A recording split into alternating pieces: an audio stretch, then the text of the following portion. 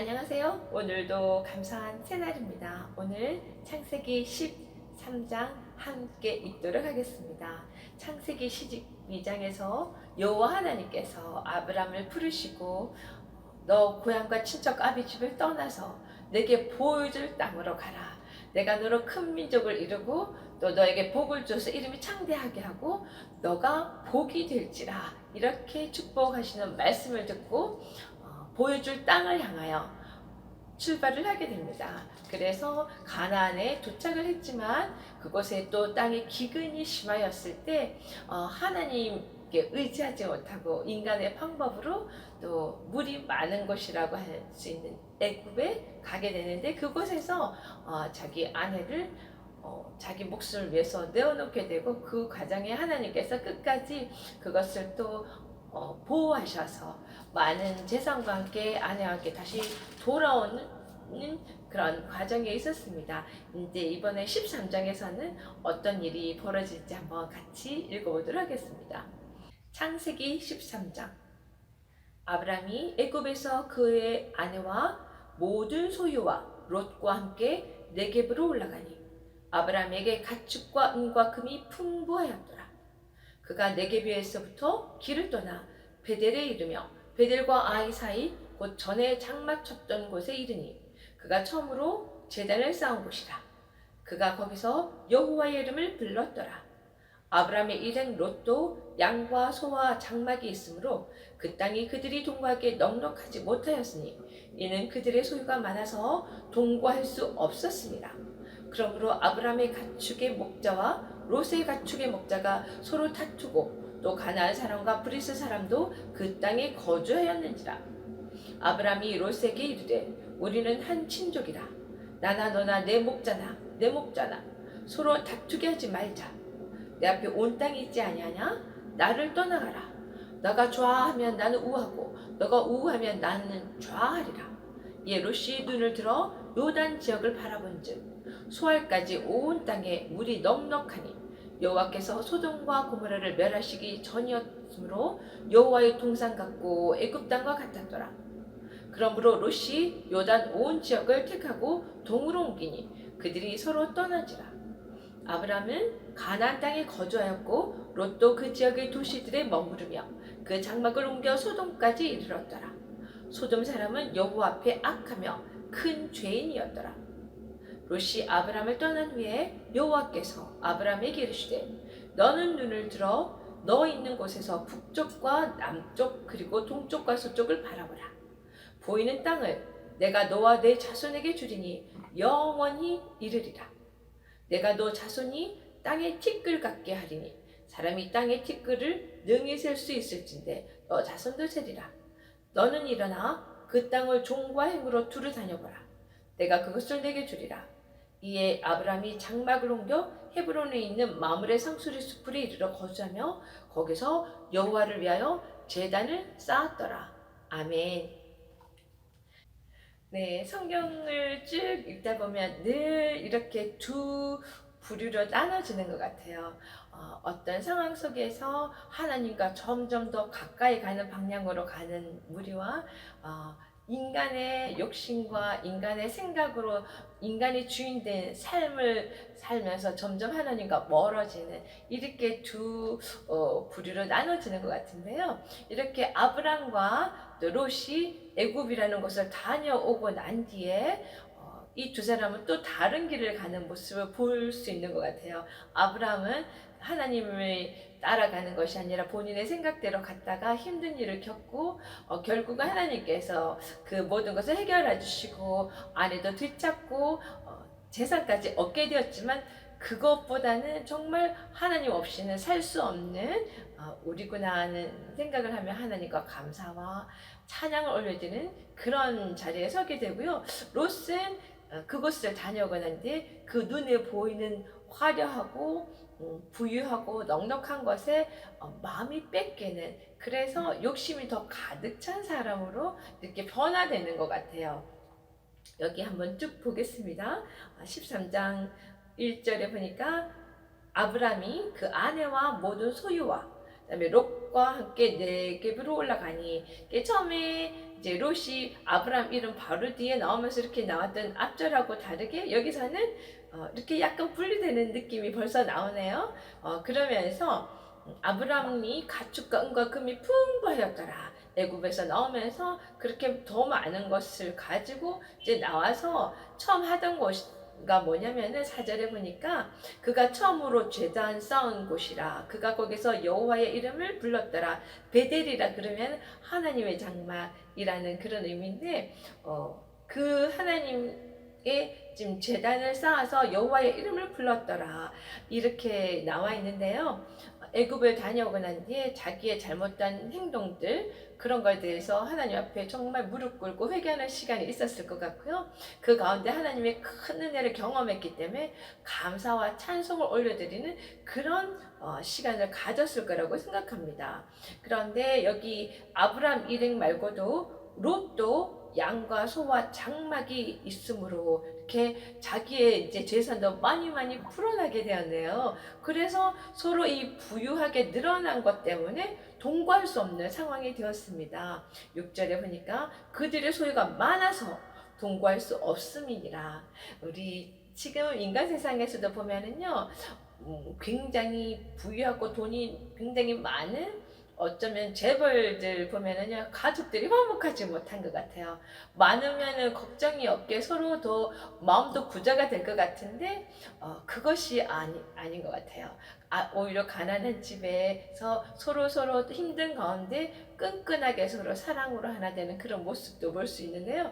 여기서도 보니까 소유가 많아서 동거할 수 없는 상황이 되었습니다. 실제로 보니까 그래서 아브람과 롯도 사이가 조금 불편한 상황이 된 것이 어떻게 알 수 있냐면 그 롯의 가축 목자와 아브람의 가축 목자가 서로 또 다투는 이런 상황. 주인들끼리 사이가 좋으면은 그 밑에서 일하는 사람들도 사이가 좋을 거라고 생각되는데 이들이 싸우는 거 보면은 뭔가 롯의 마음에 욕심이 가득 차게 되면서 아브람과 관계가 이전과 좀 다른 그런 상황이 된 것 같아요.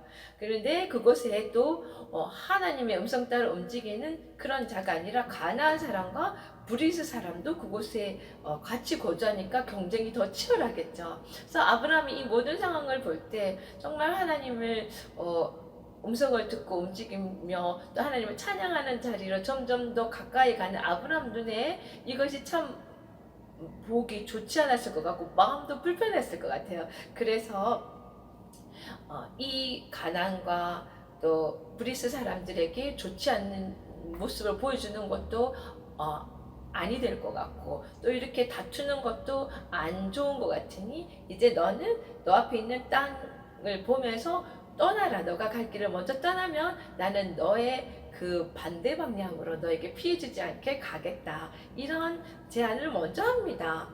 롯은 사실은 아버지가 일찍 돌아가셨기 때문에 아브람이 아들처럼 이렇게 데리고 계속 보호하면서 이 자리까지 오게 된 건 거잖아요.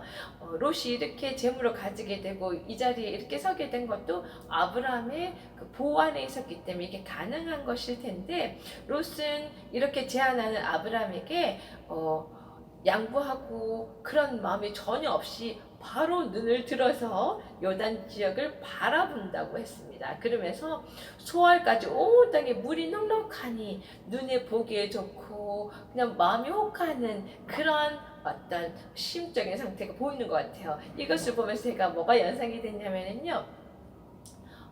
창세기 굉장히 앞쪽에 에덴 동산에 있을 때 뱀이 하와에게 선악과 나무에 대해서 이야기했을 때 눈을 들어서 선악과를 볼 때 그 마음이 보암직도 하고 먹음직도 하고 이렇게 인간의 욕심이 막 나오는 그런 말이 있었잖아요. 생각이 말로 나오는 건데 롯도 그 비슷한 상태가 아닌가 하는 생각을 했습니다. 그것을 보면서 너무 좋아 보였던 거죠. 그런데 그 좋아 보이는 것이 여호와의 동산 같고 또 애굽 땅과 같다고 표현을 했습니다. 애굽에서 자기가 보고 온 그 휘황찬란한 문화와 넉넉한 그 누리는 삶이 너무 좋아 보이는 것이 여호와의 동산, 전혀 서로 같을 수 없는 하나님의 은혜 속에 살게 되는 여호와 동산인데 애굽 땅은 그것이 아닌 건 거잖아요. 그런데 그 두 개의 같이 보이는 이런 영적인 분별력이 없는 상황이 되어버린 것 같아요.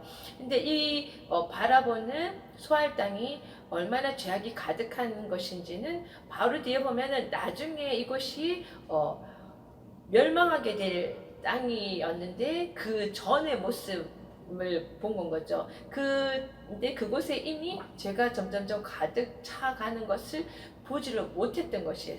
롯은. 그래서 이 롯은 그 요단 지역을 택해서 점점 동쪽으로 옮겨가서 그 주변 도시를 가면서 살다가 결국은 그 소돔 안에까지 들어가서 살게 되는. 그래서 우리가 마음이 뺏기는 것이 처음부터 훅 뺏기는 것이 아니고 조금씩 내 마음에 하나님이 계셔야 될 자리에 조금씩 마음을 내어주다 보면 언젠가는 완전히 그곳을 내어줘서 내가 멸망하는 그 자리까지 가 있을 수도 있다는 것을 이곳에서도 볼 수 있는 것 같아요. 결국은 앞으로 멸망할 땅 그 소돔으로 가서 살게 됩니다. 그런데 14절부터 아브람이 떠나고 난데 아브람은 롯이 떠난 이후에 아브람은 여호와께서 너는 눈을 들어 하는 그 음성을 듣고 움직이게 됩니다. 눈을 들어서 사방을 보라는 거죠. 북쪽, 남쪽, 동쪽, 서쪽을 다 보라고 하시며 그 말씀을 들었을 때 그렇게 보았겠죠. 하나님 음성에 따라서 보면서 하나님이 또 특별하게 축복해 주시는 말씀을 하시네요. 15절에 보이는 땅에 대해서 줄게라는 약속, 둘째 너 자손에게 이것을 영원히 이르리라. 15절에 보이는 땅을 내가 너와 내 자손에게 주리니 영원히 이르리라. 아직 이제 자녀가 없는 아브라함에게 이런 하나님께서 축복의 약속을 다시 해주며 영원하리라는 말씀하십니다. 그 말씀을 듣고 또 17절에 너는 일어나 그 땅을 종과 행으로 두루 다녀보라. 내가 그것을 너에게 주리라. 이 말씀을 듣고 아브라함은 움직이게 됩니다. 그래서 움직여 헤브론에 있는 마므레 상수리 수풀에 이르러 거주하게 되며 거기서 여호와를 위하여 또 제단을 쌓는 그런 모습을 보게 됩니다. 이제 아브라함은 자기의 연약함으로 자기의 부족함으로 하나님의 생각이 아니라 자기 생각대로 떠났다가 애굽에서 한번 된통 어떤 그런 힘든 일을 겪고 난 뒤에 하나님 곁에 점점 더 가까이 예배드리는 자로 우리에게는 믿음의 조상이 되는 그런 삶으로 걸어가는 여정을 우리가 보게 됩니다.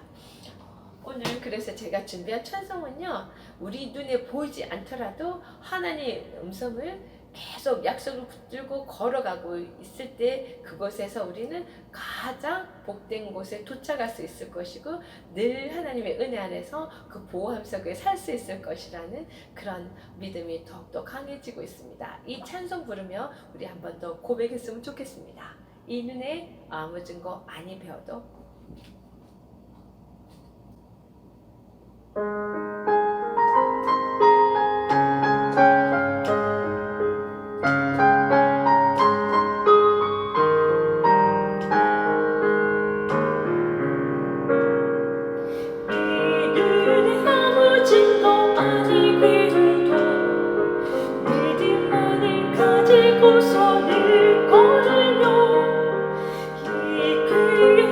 소리 아니 들려도 하나님의 약속의 소리라 걸어가세 믿음이 있어서 나가세 의심 버리고 걸어가세 믿음이 있어서 눈과 귀 아무 증거 없어도 보기에는 어떠하든지 이미 어딘지 그대로 믿으며 이 어민 불신 없이 살아갈 때에 우리 소원 주 안에서 이르리 걸어가세 믿음이 있어서 나가세 의심 버리고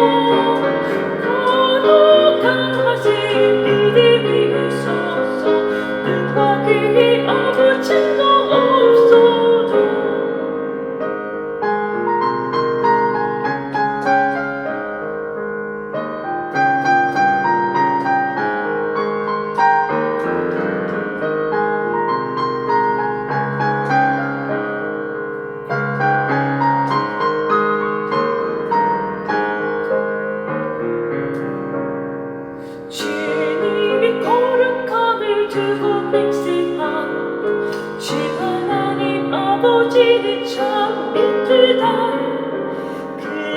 약속한 모든 약속 믿는 자에게 능치 못할 무슨 일이 있을까 걸어가세 믿음이 있어서 나가세 의심 버리고 걸어가세 믿음이 있어서 능과 귀히 아무 짐도 없어도 아멘. 네, 저 자신도 매일매일 살면서 참 스스로 실망될 때가 참 많거든요. 하나님의 자녀라고 또 하나님을 늘 증거하면서 사는 증인되는 삶을 살겠다고 하면서 참 믿음에 맞지 않은 많은 생각과 행동들을 할 때가 있는데요. 그럼에도 불구하고 우리가 바라보고 가는 방향이 하나님을 향하고 있다면 그 모든 것을 다 협력해서 선을 이루게 하실 것이고요. 생명되는 그 자리에 복된 자리에 우리가 가 있을 거라고 생각합니다. 말씀을 꼭 붙들고 오늘도 승리하는 우리가 됩시다. 여러분을 늘 응원합니다. 화이팅!